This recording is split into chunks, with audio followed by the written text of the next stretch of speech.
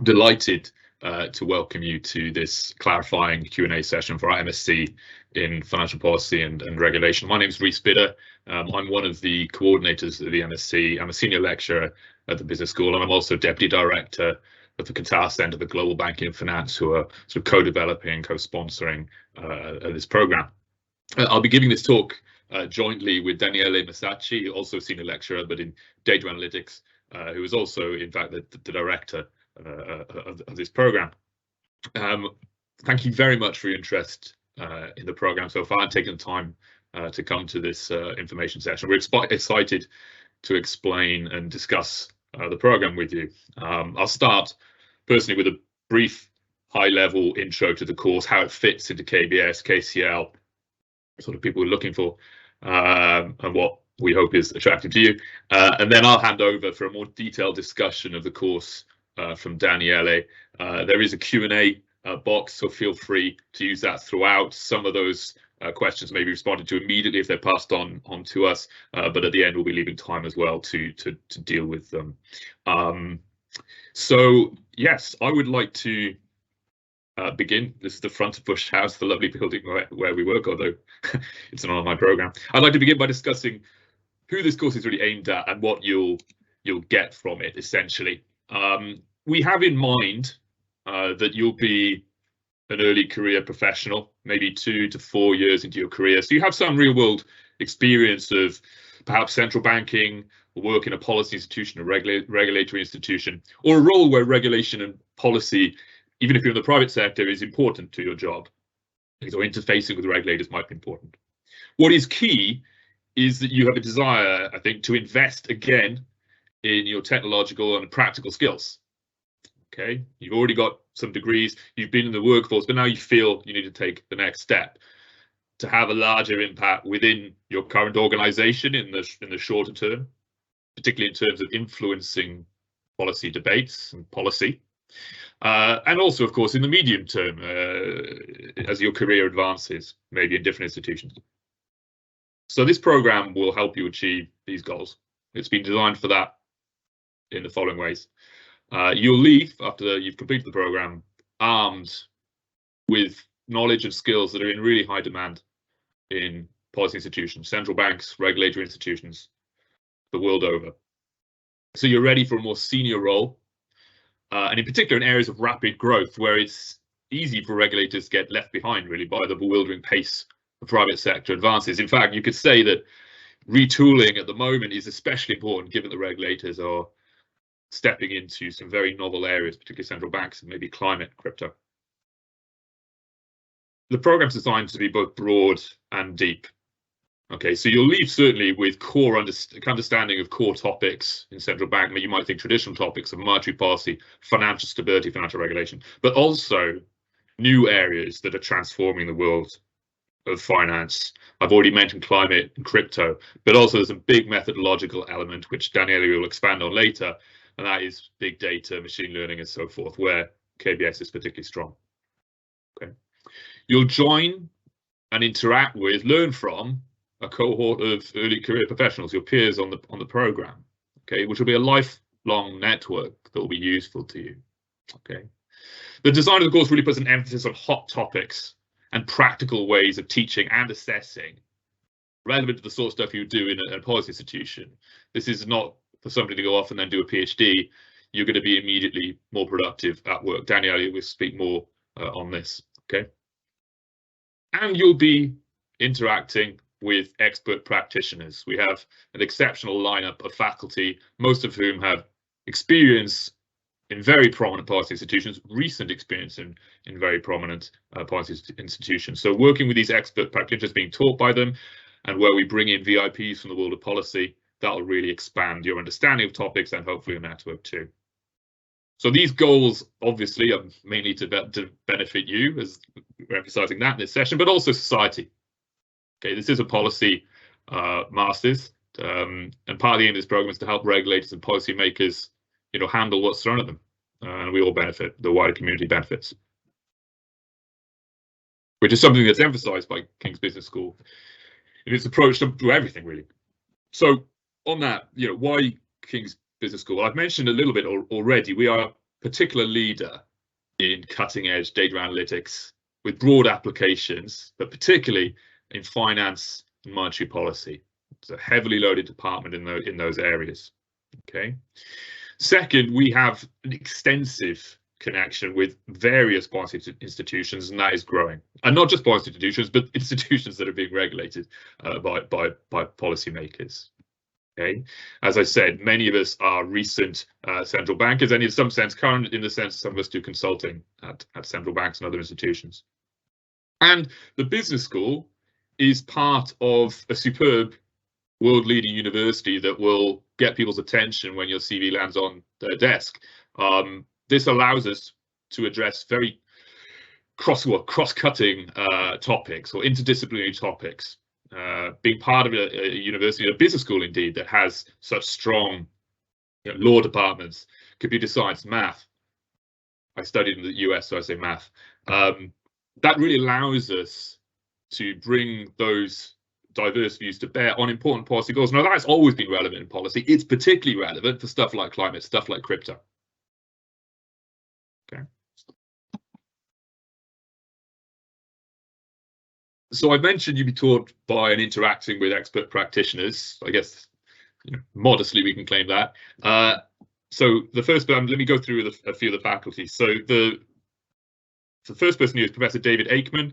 He is the director of the Qatar Center of Global Banking and Finance. Will be involved heavily, in particular, in the macro PRU and financial regulation elements of the masters. He has spent his career really in central banking, as I said, in the more the financial stability area, largely at the Bank of England, but also as an important advisor at the Federal Reserve Board of Governors. I, as Deputy Director of the Qatar Center for Global Banking and Finance, I have worked most of my career in central banking at the San Francisco Fed. I spent a little bit of time visiting the board. I've done I've interacted in various ways with the Bank of England, and I'm currently sort of co-authoring and consulting there. Professor Georgios Choteras also has worked with the Bank of England as an advisor at other central banks of Greece, for example. He'll be handling quite a lot of this open economy, international finance stuff. The head of the banking and finance group within KBS, who's also associated with QCGBF, is Professor George Kapitanios, a real expert in some of the big data methods that I mentioned earlier, has consulted at various central banks and has published in various high-level journals, as most of us have. So we're both academic, but also policy aware. Professor Leone Leonida also is going to be handling a lot of macro PRU elements. He's an expert in early warning systems and systemic banking crises. Daniela, you'll meet later, is an expert in applying various econometric techniques, but in particular big data techniques, high dimensional methodologies to financial data. Professor Gulshan Özkan, who's actually Vice Dean, is a professor of finance, with a particular emphasis on emerging economies. And last but not least, Professor Martin Wheel, a very eminent monetary policy specialist in terms of academic publications, but perhaps most notably was on the Bank of England's Monetary Policy Committee, in charge of setting, well, not personally in charge, but the committee is in charge of setting monetary policy at the Bank of England. So it's quite a lineup that you'll be learning from, and indeed there are other faculty who have important publication backgrounds and practical backgrounds, careers at central banks that you'll be taught by. Okay. So I've mentioned it a few times already. The Qatar Center for Global Banking and Finance is co-sponsoring, co-developing this program. I'm the deputy director, as I mentioned. We are a research center housed within KBS, devoted to the study of central banks and their interactions with financial markets. Okay, so central banks, they carry out monetary policy, but are often, the core player in a lot of financial regulatory policy. Hence, the connection between this centre and this masters. Okay. We have three areas to our research strategy. Well, firstly, we think about central banks' basic objectives, policy frameworks, and mandates, as it were. Something that's actually coming back into a debate in the recent periods where we've had sort of high inflation and such. Okay. But perhaps in a more novel way, we're supposed to be focusing on key structural changes, important cutting-edge changes and hot topics in the economy and financial system. And this, for example, is a great time to be focusing on that because of things like climate. Central banks have moved into those areas, and other regulatory work is being done trying to figure out how to regulate climate risk and things like that and its implications for the financial system. And obviously crypto would be another example. The data analytics and applied econometrics aspect of our work is also key, and that's the third element of our mandate as a centre, and is one of the reasons why we're based within KBS, which is especially strong for these areas. We are extremely active, and you will benefit from this in various ways, in hosting conferences, workshops, speeches by leading policymakers and private sector representatives as well. We really do attract thought leaders from across the globe, and this will really afford you the chance to learn from these experts and thought leaders. So let me speak briefly about a couple of these sort of events, although there are many. For example, last week we had an excellent climate finance risk data focused symposium. But here I'll talk quickly about our annual conference. So we've been running this annual conference now for 2 years. We're arranging the third year as we speak. And this annual conference was enormously successful. I'll talk about last year's. We had outstanding keynote speakers, including Raghu Rajan, ex-head of the Reserve Bank of India, chief economist at the International Monetary Fund, or ex-chief economist of the National Monetary Fund. We had Hugh Pill, the Bank of England's chief economist, and Nellie Lang, Under Secretary of State for Domestic Finance at the US Treasury. Really high-end speakers. And they brought a wealth of information to the events. We also had panel sessions involving Bank of England monetary policy members and elite academics. Those panel sessions are very interesting. There's one on the prospects of a central bank digital currency, something that's in the news in various countries at the moment, in particular recently in the UK, and another panel on the interaction of monetary and fiscal policy. This year's conference is also shaping up extremely well. We've arranged some really high-level keynote speakers. We're going to have panels on crypto regulation and monetary policy credibility following the period of high inflation we've had in recent times. So that's going to be great as well. Okay, alongside that, at the annual conference, there's also a whole set of outstanding presentations, discussions of academic papers. Indeed, and Daniele will go into this a little bit later, although this course is an online course, we have arranged some in-person events, and one of those is connected to what will be the annual conference in 2024.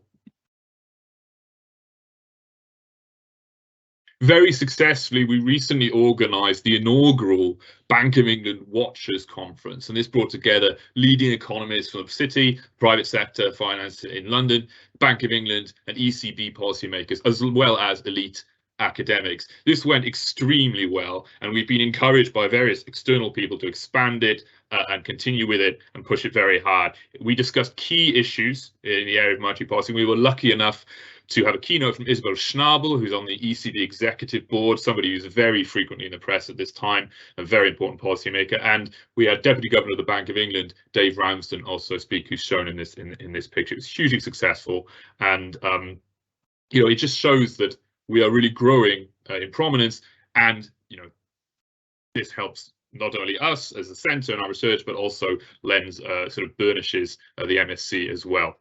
Okay.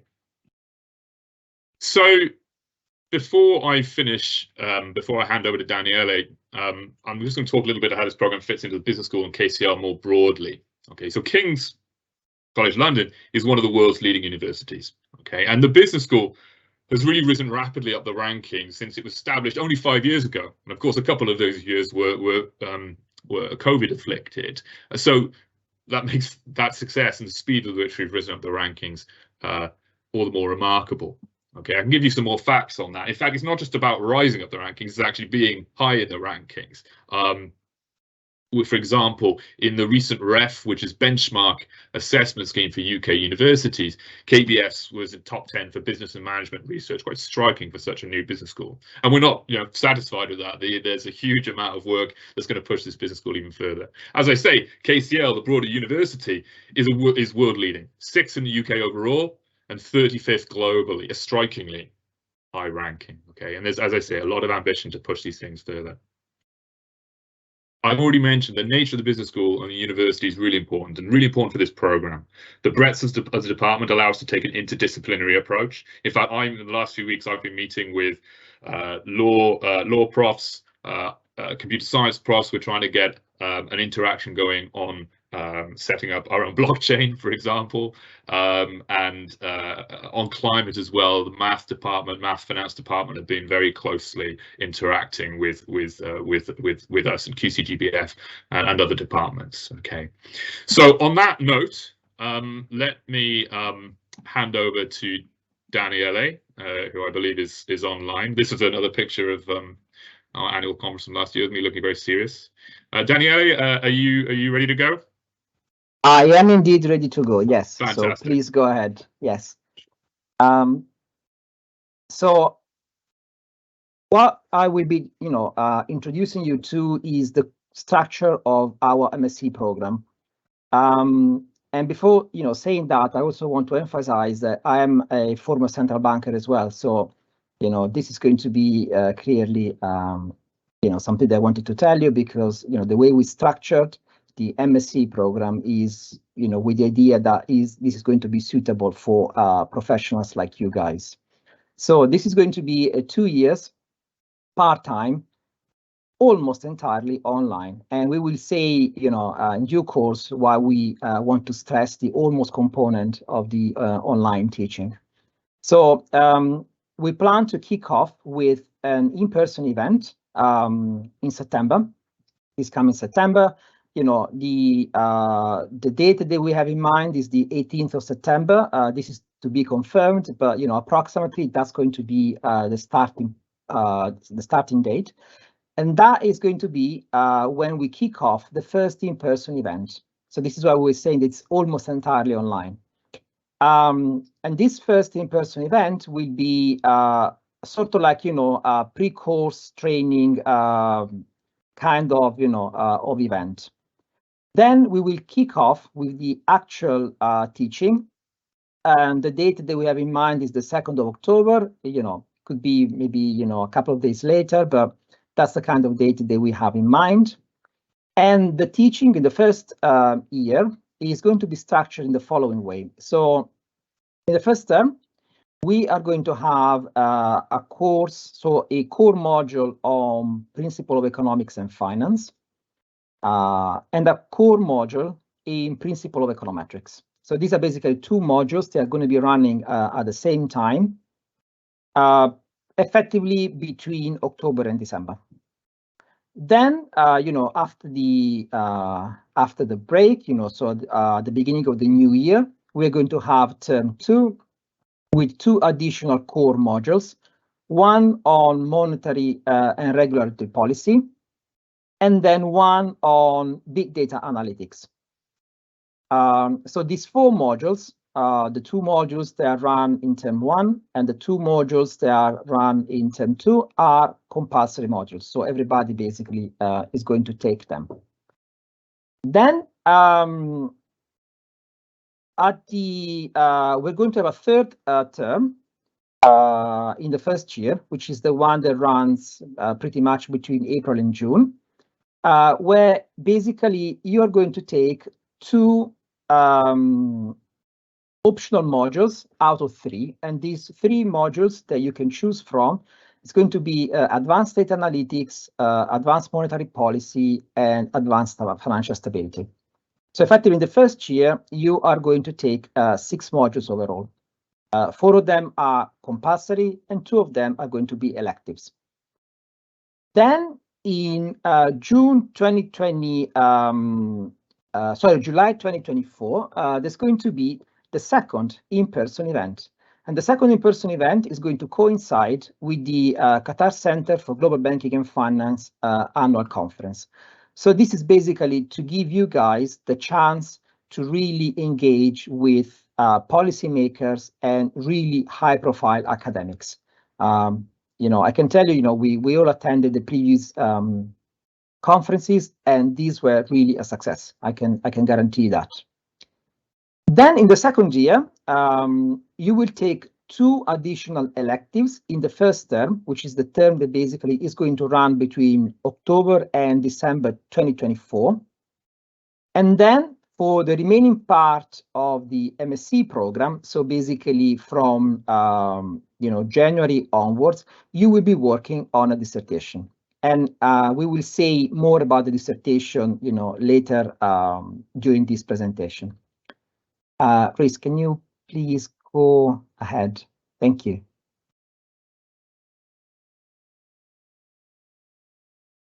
So, as we said, this is mainly an online course with 2 caveats. There will be 2 in-person events, which we briefly mentioned, earlier on. So the first one is going to be a kind of an introduction between us. So basically a way to know each other. As we said, it's taking place, approximately around the 18th of September. The date is to be confirmed. That's pretty much the kind of date that you should have in mind. And it's going to be, an event that's going to last for 3 or 4 days, where we were going to have, a welcome session, a bunch of social events to get to know each other, but also some kind of, preliminary teaching, especially in relation to maths, a little bit of statistics, for example. So these kind of things, but also meetings with policymakers here in London. So the idea basically is to get you guys here in London to get to know, us in person, but also to see, some events in person. The second event is the one that is going to take place in July 2024, and is going to coincide, as we said, with the Qatar Center annual conference. And the conference basically is going to host panels, keynote speeches. There's going to be at the dinner for the conference, which is a great event. And it's also going to be, an occasion for you to discuss ideas about the dissertation, for example, but also to network with relevant policymakers. So it's going to be a great social event. Something that we want to say is that we highly encourage you to attend these 2 in-person events, because we do believe that networking, getting to know each other, interact with other policymakers is a key aspect of this new MSc program. But clearly, attendance is not compulsory. So, we highly encourage you to be here with us. But if you cannot make it, that's not going to be a problem at all. Okay. Chris, can you go ahead, please? Thank you.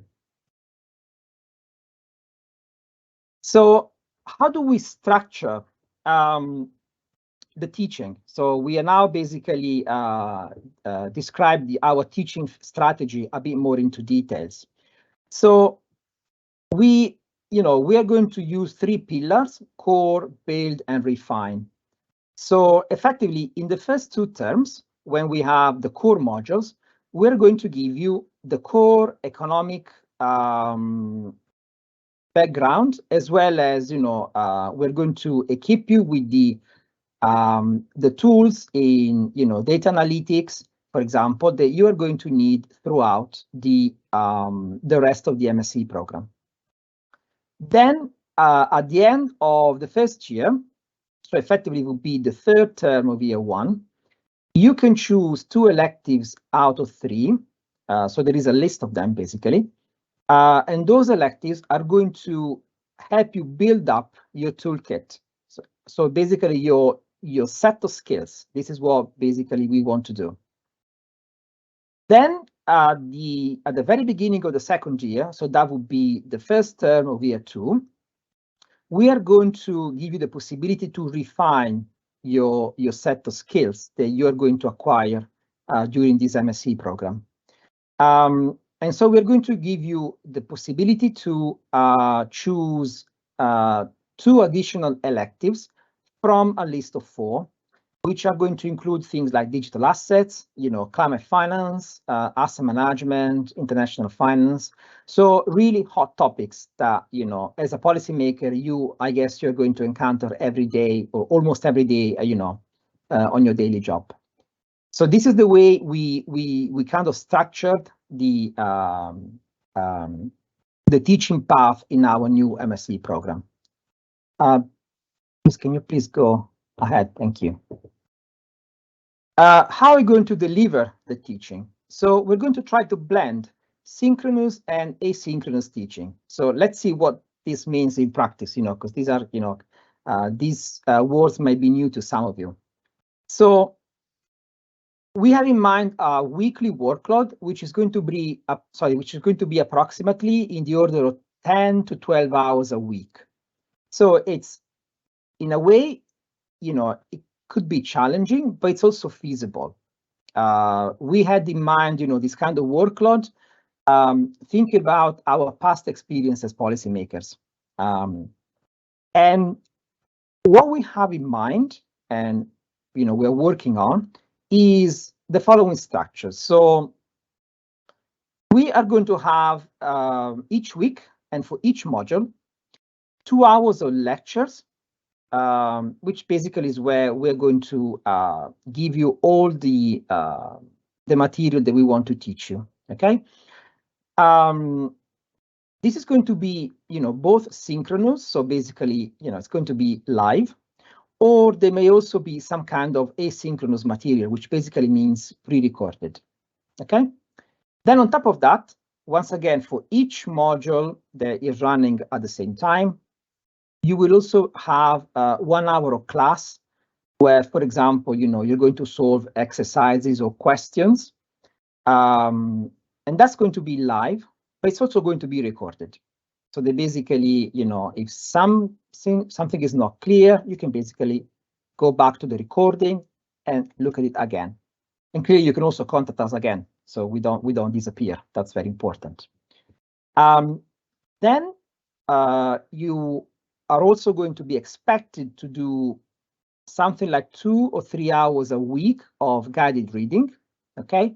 Plus another week or so where you can probably complete some other task, like, multiple choice questions, these kind of things, to basically assess yourself and how you are proceeding, during a particular module.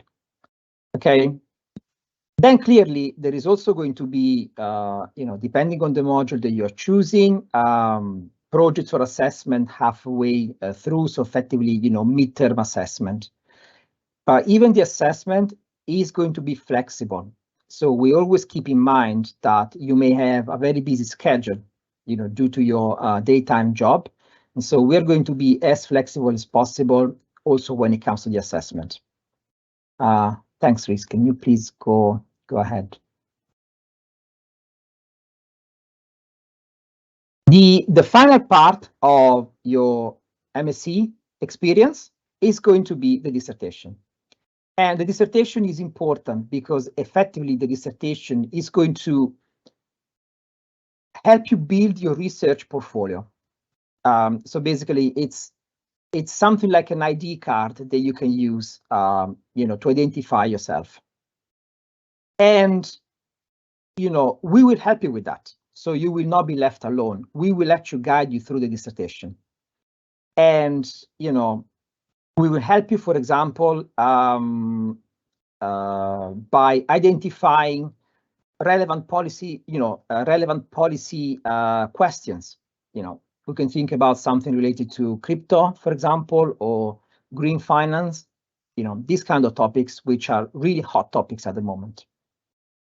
And as I said, we will help you through, through the whole process of the dissertation, but also in preparing for the dissertation. So, you will have the chance to attend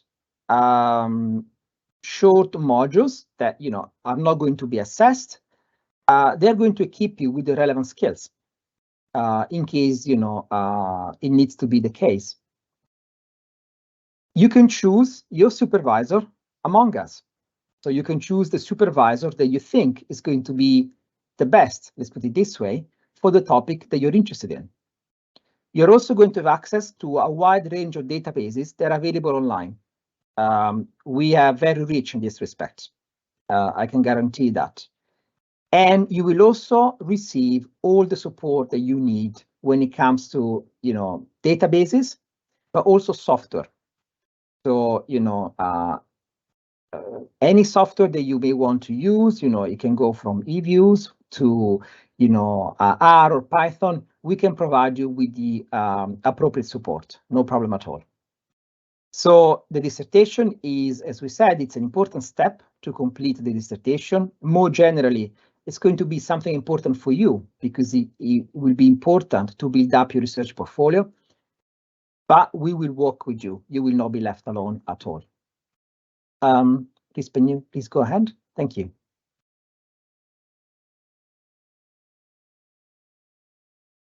So how are you going to assess, your progress?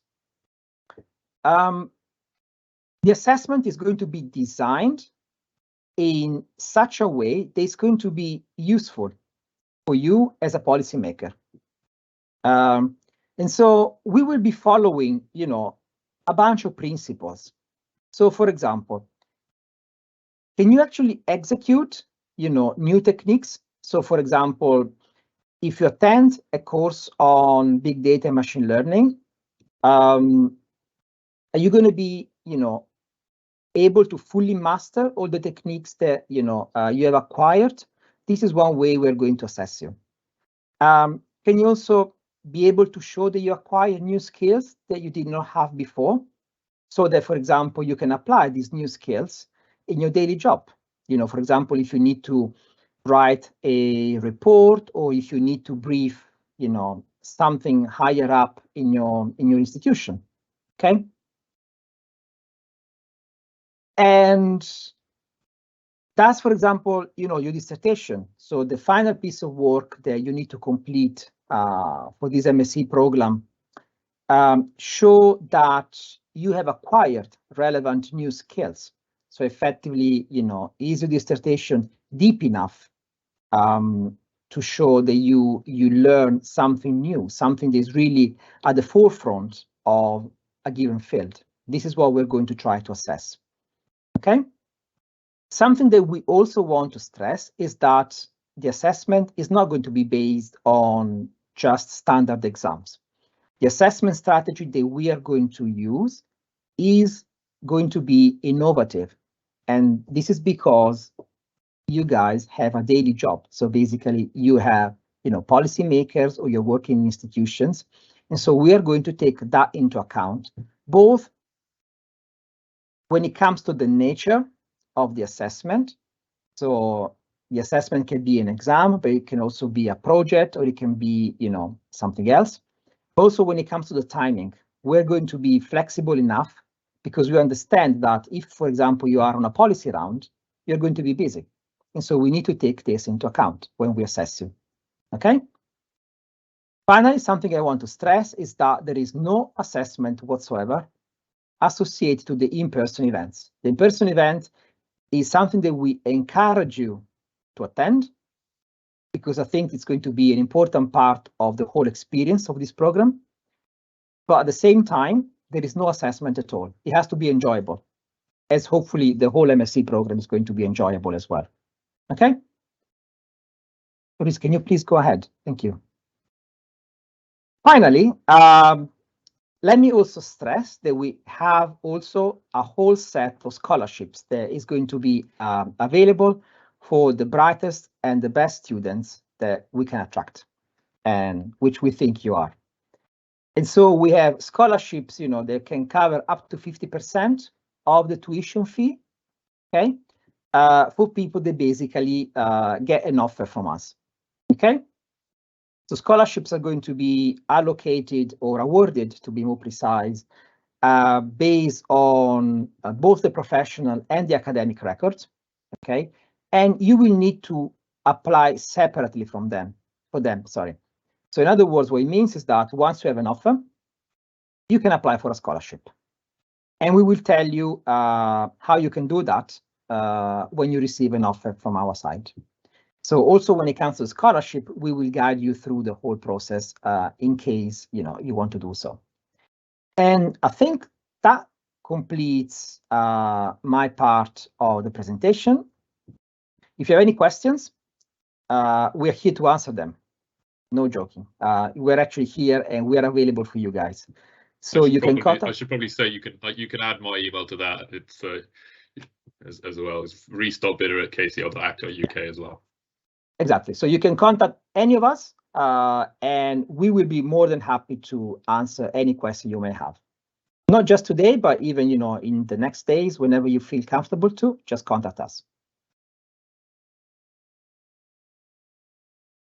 And I think that's it on my side as well.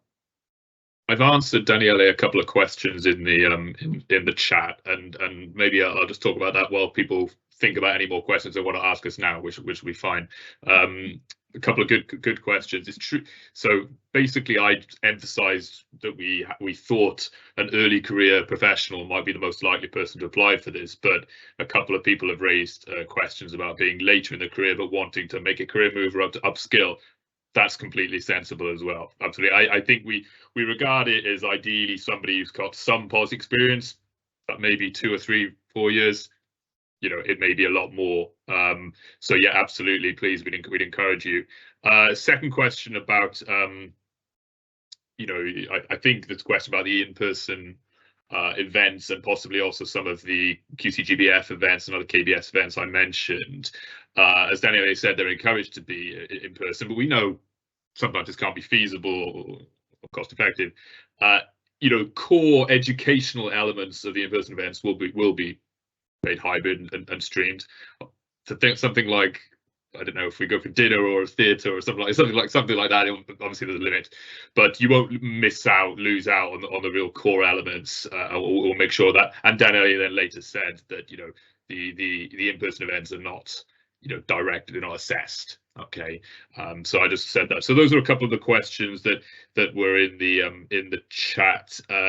Some events I would add sometimes come with limitations from the speakers about who can be in the audience. Things like this. There may be Chatham House rules events. There may be a small panel. So, but certainly we will give serious thought to trying to maximise your access. I'm looking at the wrong screen here. Maximise your access to as many events and as many policymakers as we can. And we're hoping that at the in-person events we'll be able to get a bunch of useful, interesting speakers to be involved in that as well as beating you up on math and programming.